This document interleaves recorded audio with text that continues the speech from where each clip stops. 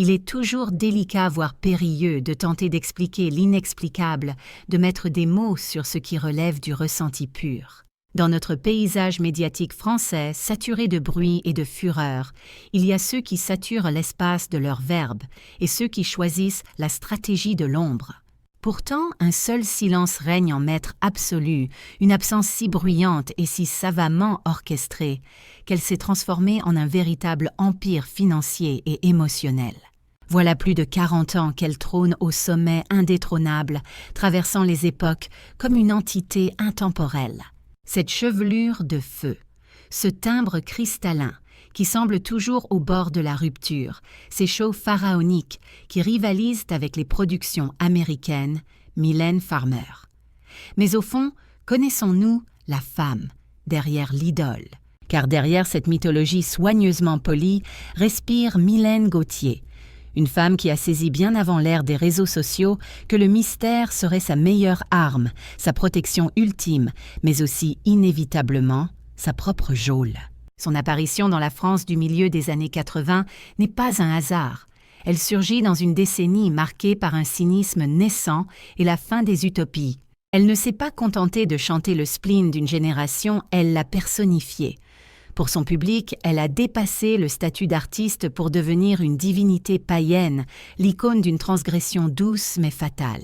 Néanmoins, sous les paillettes et les projecteurs aveuglants de la gloire, les failles intimes n'ont cessé de se creuser invisibles aux yeux des profanes. Ce silence qu'elle impose n'est pas un vide, c'est un coffre-fort blindé, un sanctuaire impénétrable où elle séquestre les clés de voûte de sa propre légende. En cette année 2026, son aura semble plus inattaquable que jamais. Mais quel tribut a-t-il fallu verser pour maintenir cette forteresse debout? Quels renoncements personnels ont été nécessaires pour que jamais la lumière crue de la réalité ne vienne ternir le personnage? La saga Mylène Farmer ne se raconte pas comme une confession de fin de soirée, c'est le récit d'une existence vouée à la maîtrise obsessionnelle de son image. Ce soir, nous allons tenter de décrypter ce que ces non-dits dissimulent.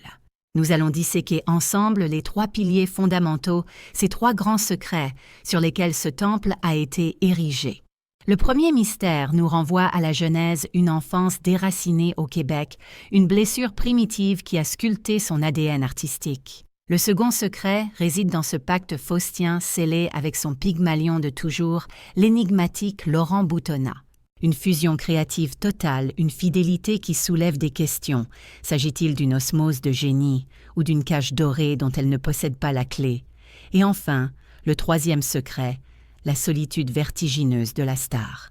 C'est le prix exorbitant à payer pour vivre dans l'ombre, afin que la légende, elle puisse briller de 1000 feux sous les projecteurs. Comment une telle icône peut-elle saturer l'espace public tout en demeurant un spectre insaisissable, une présence fantomatique? Sommes-nous véritablement prêts à entendre non pas ses paroles, mais le message assourdissant de tout ce qu'elle a décidé de taire? Pour saisir l'essence du mythe, un retour en arrière s'impose au cœur des années 80. La France baigne alors sous les néons fluo, une période charnière, oscillant entre l'insouciance perdue des 30 glorieuses et l'angoisse latente du nouveau millénaire qui approche.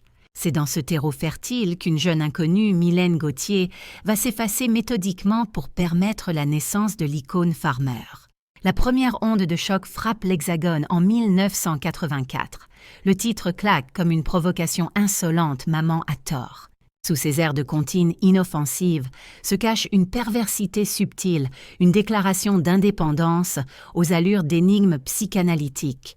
Le public français découvre avec stupeur une voix fragile, presque enfantine, qui ose aborder des thématiques d'une maturité déconcertante.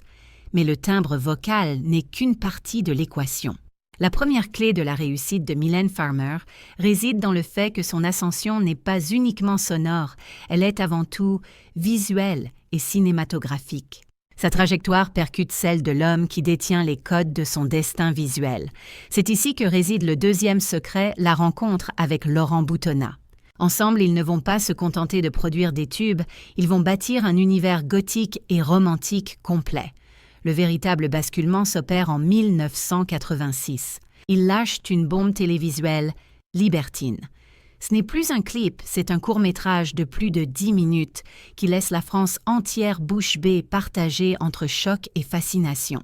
Mylène y surgit rousse, flamboyante, aristocrate libertine et duelliste.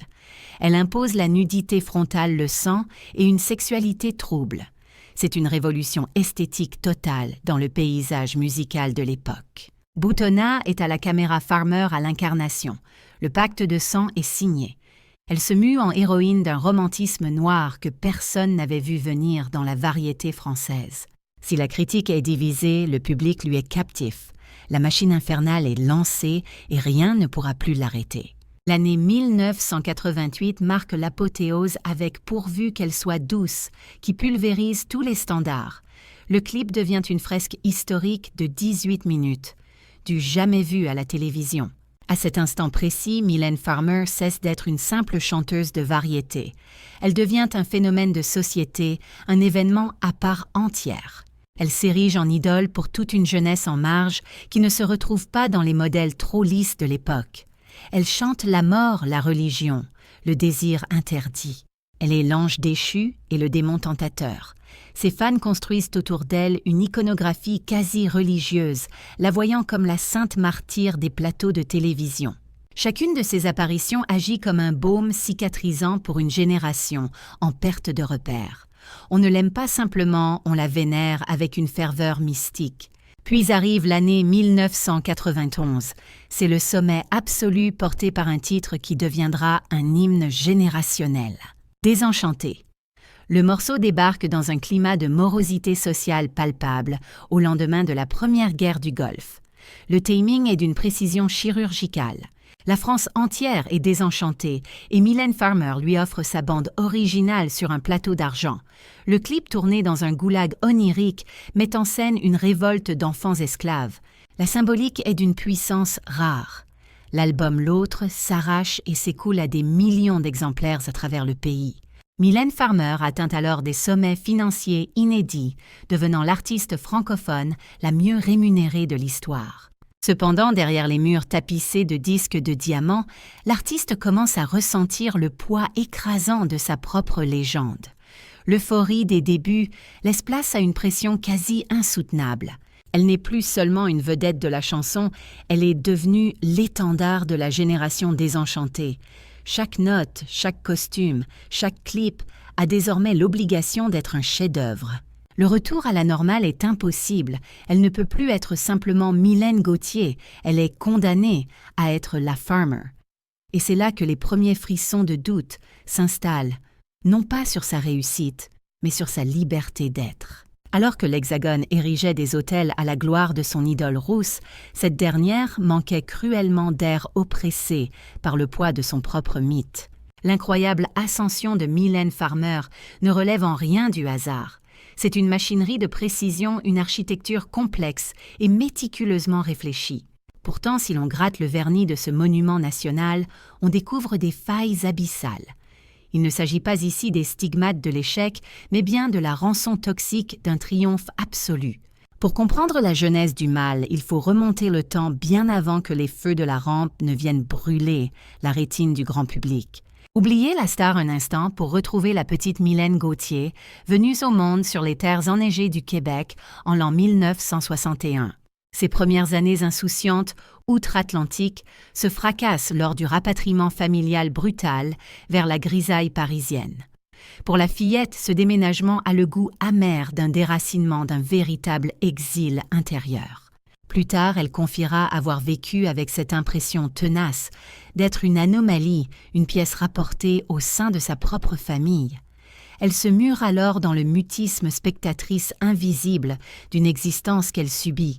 Ce spleen baudelairien, cette aura désenchantée qui fera sa fortune, n'est nullement une fabrication marketing ou une posture d'artiste. C'est la résurgence glaciale et authentique d'une enfance traumatique. Contrairement aux clichés du show business, le système ne l'a pas broyée. Au contraire, c'est elle qui a instrumentalisé la machine médiatique pour tenter d'exorciser ses propres démons intérieurs.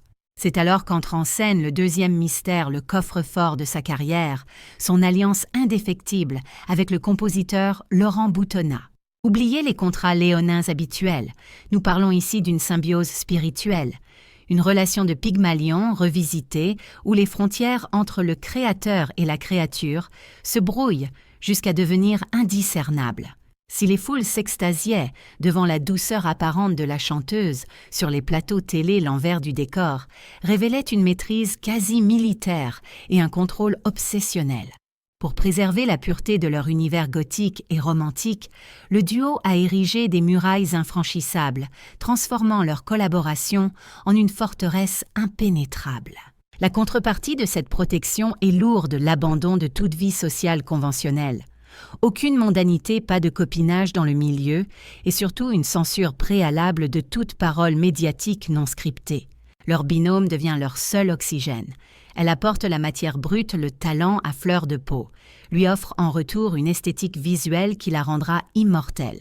C'est un pacte faustien, certes, mais un échange consenti qui la coupe radicalement du commun des mortels. Elle n'est pas la victime d'un impresario avide. Elle détient les plans de sa propre prison dorée, opérant sans le filet de sécurité d'une famille classique, ni la protection paternelle de l'industrie musicale. Ses seuls remparts contre la brutalité du monde réel sont le silence qu'elle cultive religieusement et l'ombre protectrice de Boutonnat. Toutefois, ce mutisme stratégique va bientôt virer à l'impératif de survie. Un événement sanglant va faire basculer la légende vaporeuse dans la rubrique des faits divers sordides.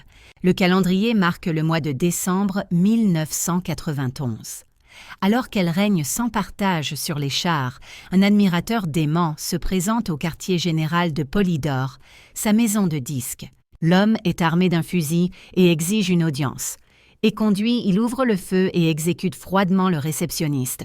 Pour la star, c'est bien plus qu'un choc, c'est l'effondrement de son monde.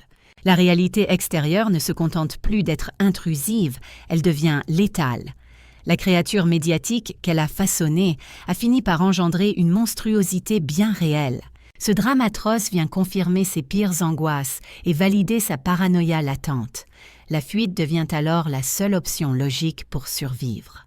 Lorsque le sang coule en cette fin d'année 1991, le miroir magique se brise définitivement et le mythe se fissure. Mylène Farmer touche les étoiles, mais c'est à cette altitude vertigineuse qu'elle percute de plein fouet la conséquence la plus macabre de sa célébrité dévorante. La mort de cet innocent n'est pas une simple dépêche de presse, c'est un miroir brisé. Elle réalise avec effroi que l'amour inconditionnel qu'on lui porte peut aussi donner la mort. Le milieu du spectacle d'ordinaire, si prompt à réagir, reste sidéré. Face à une violence aussi crue, le show business est paralysé et impuissant. Si le public qui la vénérait hier est traumatisé Mylène, elle a déjà enclenché le siège éjectable. Elle n'est plus là. Cet homicide involontaire dont elle porte le fardeau moral devient le catalyseur de son troisième grand secret, la grande évasion. Il ne s'agit pas d'une simple retraite, mais d'une volatilisation. Elle quitte la France pour s'exiler aux États-Unis cap sur Los Angeles, un lieu où elle redevient une anonyme noyée dans la masse. Durant près de 4 longues années, l'Hexagone sera privé de son idole. Pas un cliché volé, pas une déclaration, le néant médiatique absolu. C'est un scandale en creux, une provocation par l'absence qui fascine autant qu'elle inquiète. Concevez un instant l'impact, la reine incontestée de la pop française abandonne son trône en pleine gloire. La presse s'affole spéculant sur une dépression sévère. A-t-elle tiré sa révérence définitivement? En réalité, elle est prisonnière, non pas d'un contrat, mais de son ancienne image qui l'étouffe. La panoplie de la libertine désespérée est devenue trop lourde, trop dangereuse à porter. Cet exil californien n'a rien d'une villégiature dorée. C'est une opération de survie mentale. Elle doit affronter ce désenchantement qu'elle chantait si bien. Elle doit se réinventer intégralement ou sombrer à jamais. Elle prend la décision radicale d'assassiner l'ancienne Mylène. Les ciseaux coupant la chevelure emblématique le son changent l'image mute. Elle troque le romantisme noir et victorien de Boutonnat contre la lumière crue du soleil californien et des sonorités rock plus organiques. Le fruit de cette résurrection sortira en 1995, sous le titre prophétique d'Anamorphosée changée de forme selon le point de vue pour ne pas mourir. Elle n'a jamais fui l'amour de son public, elle a fui le monstre incontrôlable que sa gloire avait enfanté. Les années ont filé, les décennies se sont accumulées. En cette année, 2026, Mylène Farmer, qui a désormais dépassé le cap des 60 ans, demeure l'immuable sphinx de la chanson française, accompagnée par un public qui a blanchi avec elle. À chaque retour, à chaque tournée titanesque, les fans ont espéré que le sceau du secret saute enfin, que l'icône apaisée par le temps laisse enfin parler la femme. Mais c'est là une méconnaissance totale de la nature du mythe Farmer. Le grand déballage public n'aura jamais lieu. Son moment de vérité ne passera pas par une confession télévisée. Le seul indice fut lâché lorsqu'elle a autorisé, après des années de silence, un documentaire intimiste en 2020, intitulé « L'ultime création ». Ce projet a laissé croire au monde qu'elle allait enfin briser l'armure, expliquer les traumatismes, le pacte et la fuite. Tout le monde retenait son souffle, attendant des larmes et des aveux déchirants, mais le public s'est trompé de spectacle. Au lieu d'une confession intime, c'est une véritable démonstration de force et de maîtrise absolue qu'elle nous offre sur un plateau d'argent. Nous assistons ici à une prise de pouvoir totale, un moment suspendu dans le temps. Les caméras plongent dans l'intimité ultra sécurisée des coulisses de sa tournée pharaonique de 2019, capturant l'essence même de sa domination scénique. Oubliez l'image de la victime éplorée. Ici, elle s'impose comme un véritable chef de guerre en campagne. Certes, la fatigue marque ses traits, la fragilité affleure par instants, mais ne vous y trompez pas chaque seconde.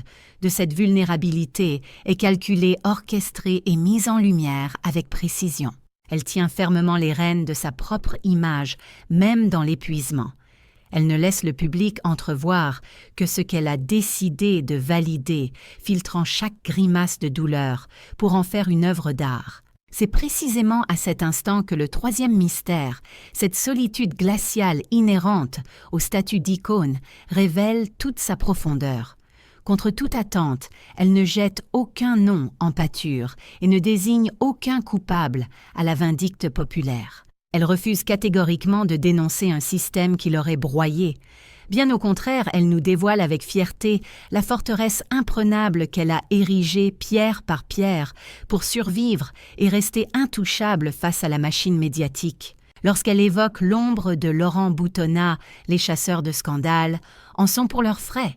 Ce n'est pas pour pointer du doigt un Pygmalion tyrannique, c'est pour réaffirmer le pacte sacré, cette alliance indéfectible qui traverse les décennies.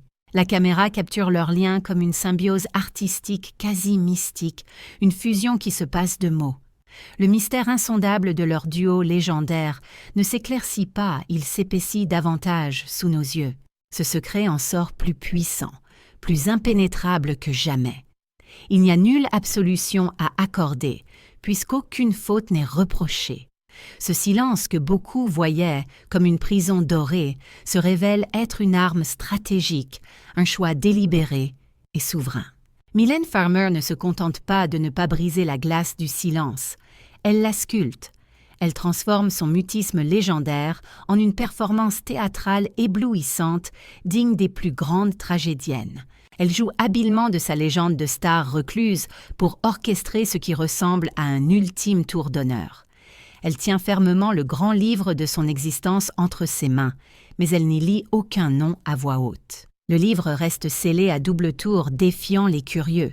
Son coup de théâtre le plus magistral est de nous faire comprendre qu'il n'y aura, en fin de compte, aucune révélation fracassante. Elle a reconquis la souveraineté totale sur sa propre légende, non pas en s'épanchant dans les tabloïds pour raconter sa vérité, mais en verrouillant l'accès à son intimité. Ses cicatrices ne sont pas exposées pour une guérison publique voyeuriste.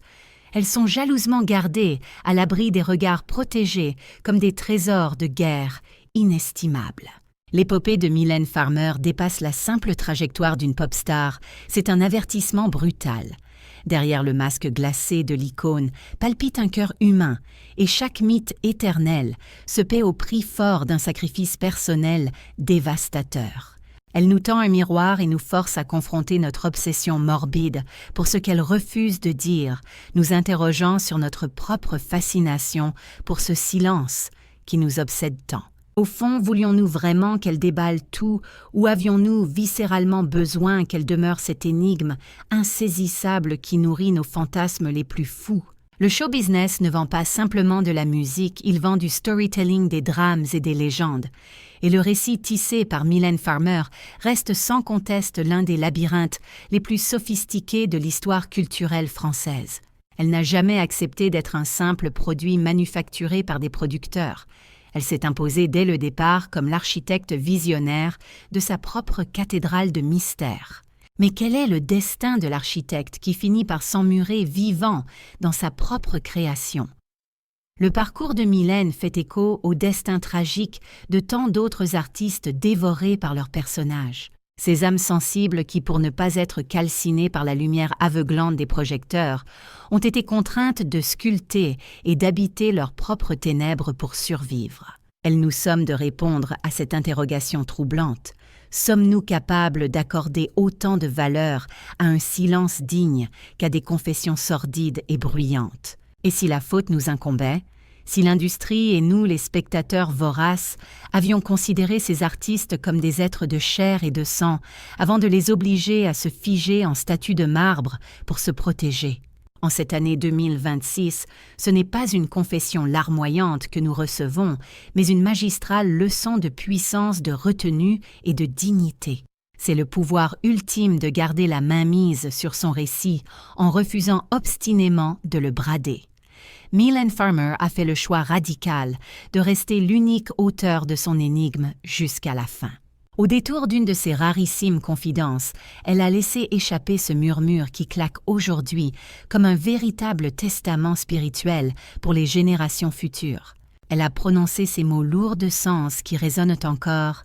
Se taire, ce n'est pas ne rien dire, c'est parler autrement.